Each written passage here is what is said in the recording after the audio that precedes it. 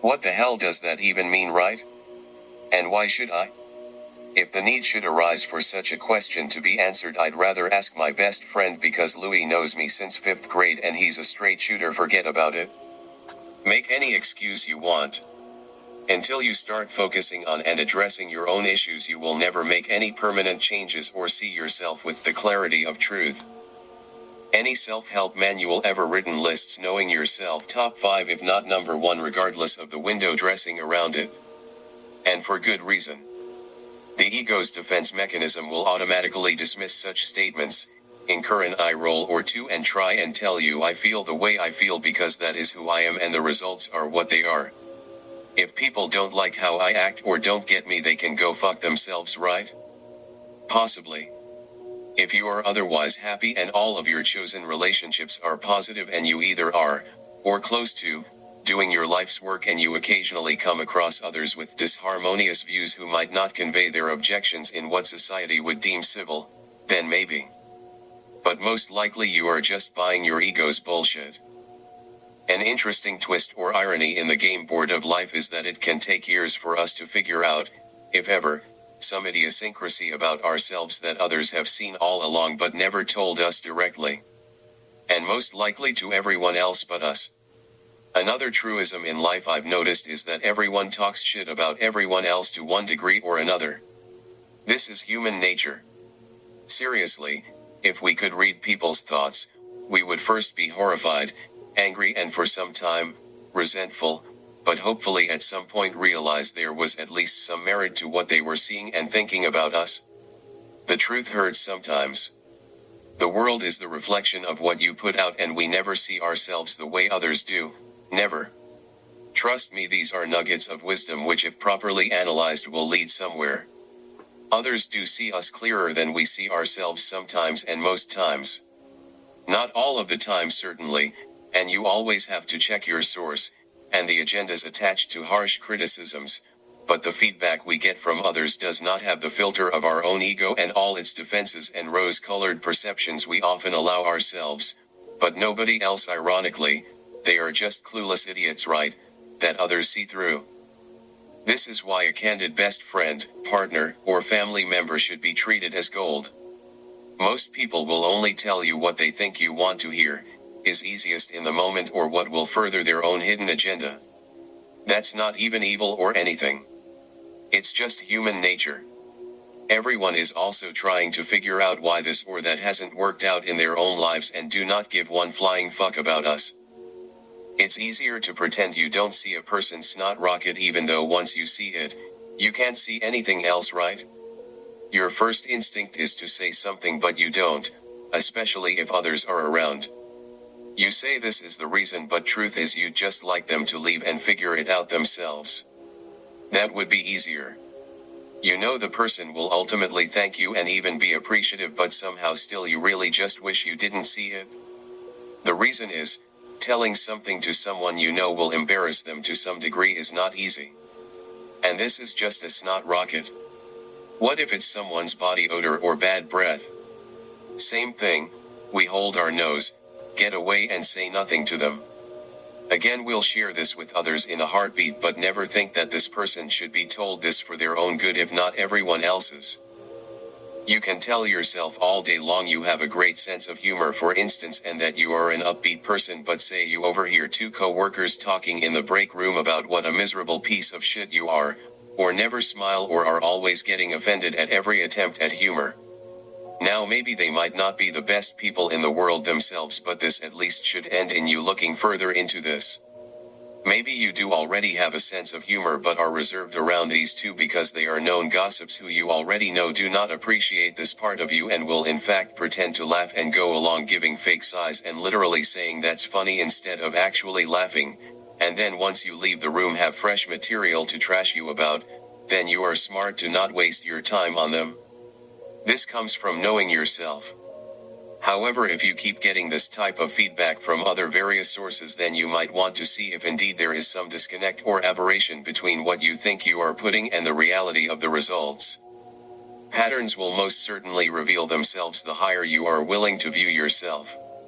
It is called superposition and a viewpoint most people do not take, especially when it comes to themselves.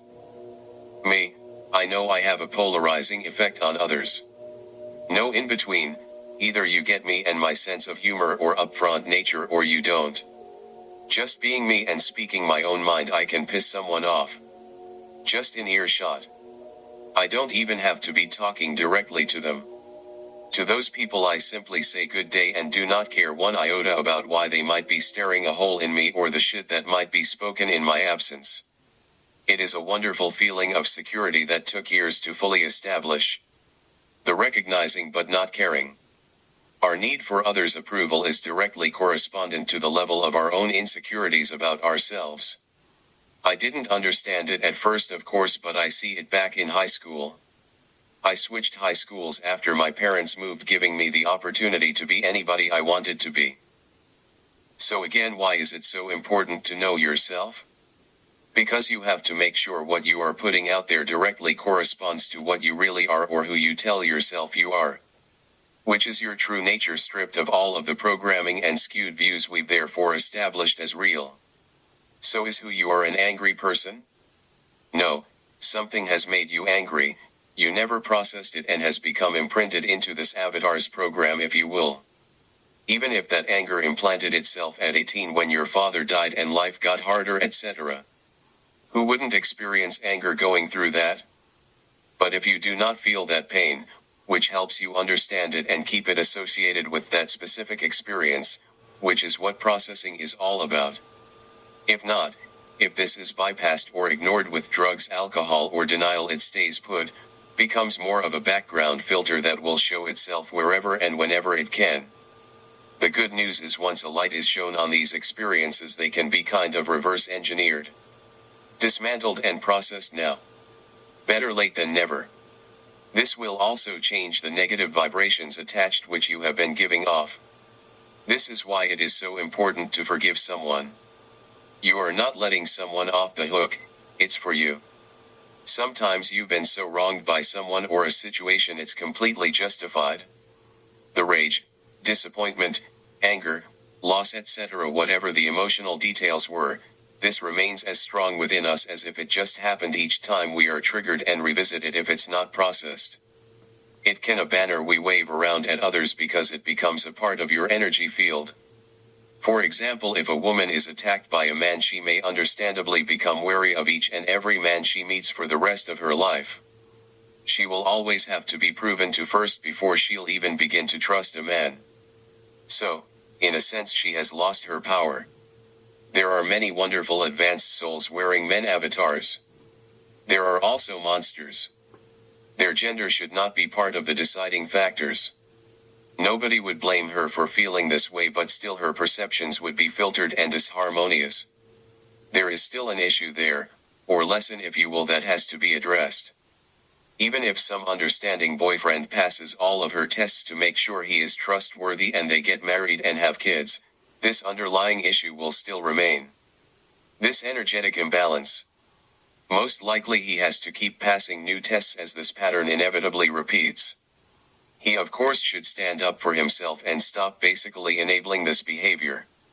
So, whatever this issue is that has manifested in a relationship, it will keep playing itself out on one level or another until someone addresses it. Kind of throws a wrench into the whole dynamic and just says enough. Hopefully with a productive plan of approach. If the couple breaks up and finds new partners, they will eventually be presented with the same situations. You can't hide from yourself. Now let's rewind that scenario. Say the girl went through the exact same horrible experience. Only this time she somehow found the courage in that moment to actually face and confront her attacker or whoever wounded her emotionally. Instead of giving in to the understandable fear of having to go through the experience again, as long as justice is still given, many will choose the easier option to never want to see that motherfucker ever again. But by doing it the second way, by getting to directly say everything and anything you want to say, and him being forced to listen, regardless of any reply or remorse or anything, that doesn't matter, the imprint will be very different. Now it's compartmentalized and identified to that experience. Your future husband will not have to prove his trust to you from this experience as you processed it. Makes sense? Now actually if that fire prevails it can be drawn upon to say allow you to help other women in similar circumstances. You can become more involved in civil rights etc. The energy is now channeled in a healthy way. At the very least it's not clouding your judgments. This is what knowing yourself is about. It's a journey of self-discovery when you step outside of yourself and start asking why. Why is this issue or situation always presenting itself? Because it's always a two-way street. Like energies are always seeking to connect with each other. The matrix is based on polarity and entrainment. Nothing is an accident. A linear perspective never sees things this way. A higher perspective, however, always seems to connect more dots though, right? The further away from a situation we get, which also means seeing things from other perspectives, things often make more sense, at least partially. Like maybe a woman finally realizes it's not enough to break up with boyfriends that treat her poorly. The last 3 all ended the same basically. It is a big important step to even see the connection, so kudos. However, if left there without digging deeper, nothing will actually change. Why are these types of men carrying these types of oppressive, violent, unfaithful etc. characteristics even presenting themselves to me? This is why every relationship that ends, even friendships, should have a post-mortem. A dissection to know the cause of death, not just that it's over with. Address your shortcomings and attempt to repattern them before you even consider getting into another relationship or friendship. Otherwise it will only be a rebound. And those always end in happily ever after, right? Every friendship or relationship is a two-way street. The ego blames and takes zero accountability, and this is the opposite of knowing yourself. Good day.